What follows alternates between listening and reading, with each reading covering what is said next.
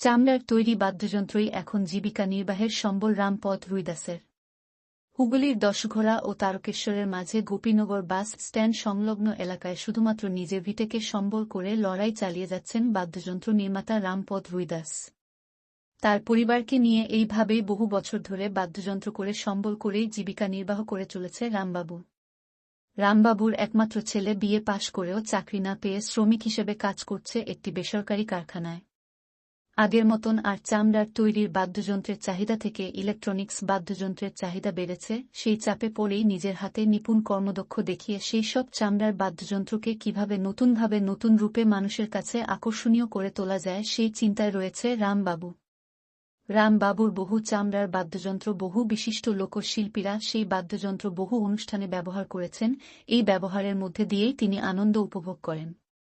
এইভাবে কতদিন পরিবারের মুখে অন্ন তুলে দিতে পারবেন সেই চিন্তায় কপালে ভাঁজ রামবাবুর পরিবারের সদস্যদের। তার হাতের তৈরি বাদ্যযন্ত্র ঢোল, ধামসা, মাদল, তাসা সহ সমস্ত চামড়া তৈরি বাদ্যযন্ত্রগুলিকে নতুনভাবে সাধারণ মানুষের কাছে পৌঁছে দেবার চেষ্টায় দিনরাত এক করে স্ত্রীকে নিয়ে কাজ চালিয়ে যাচ্ছেন রামপদ রুইদাস।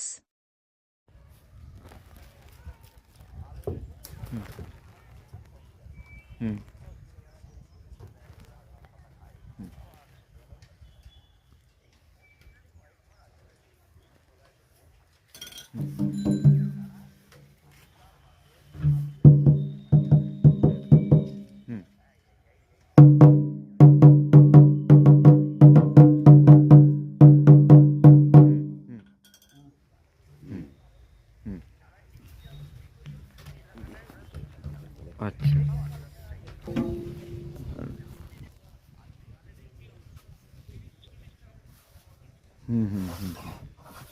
বুঝতে পেরেছি, বুঝতে পেরেছি। হ্যাঁ হ্যাঁ হ্যাঁ হ্যাঁ, একদম। কামার পেয়ে যাবে, তাহলেই হবে, ঠিক আছে। হ্যাঁ হ্যাঁ হ্যাঁ হ্যাঁ হ্যাঁ হ্যাঁ। যন্ত্র শিল্পীর সাথে কতদিন যুক্ত আছেন? 50 বছর।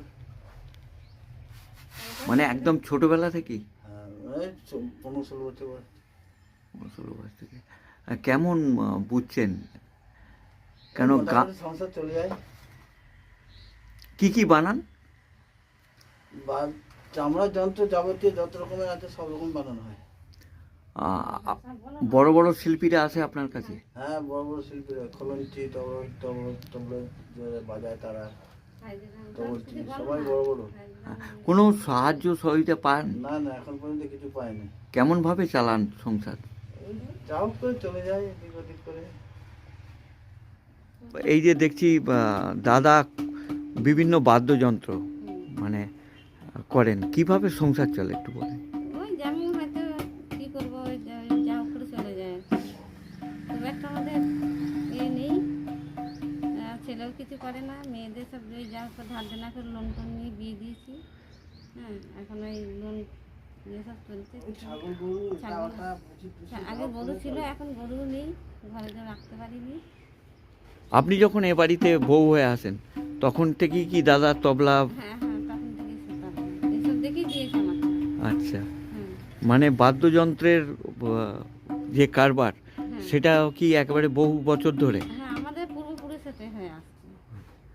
পূর্বপুরুষ আমার শ্বশুরের আমলে, বাপের বাড়ির আমলে। এবার চাকরি বাকরি যে করতে হয়তো চাকরি বাকরি করছে, আমাদের তো চাকরি বাকরি তো কারণ হয়নি। ছেলে কি করে? ছেলে বেকার, কিছুই করে। কত অবধি লেখাপড়া শিখেছে? হ্যাঁ, বিয়ে পর্যন্ত পড়েছে। বিয়ে সেকেন্ড ইয়ার পরে বিয়ে দিয়েছে। তখন ভেবেছিলেন যে এত কষ্ট করে চলতে হবে? না, যখন বিয়ে হয় তখন কষ্ট, তখন আরও কষ্ট গেছে, এখনও কষ্ট যাচ্ছে, সেই কষ্টে থেকে গেছে। মানে শিল্পীদের এই তৈরি জিনিস দেখি কি বিয়ে হয়েছিল, যে বাদ্যযন্ত্র শিল্পী? এই ধার দেনা করে আর করে এই সাহায্য মানে কুটুম বাড়ি, বাকি বাড়ি সাহায্য করে সব দিয়েছি মেয়েদের বিয়ে।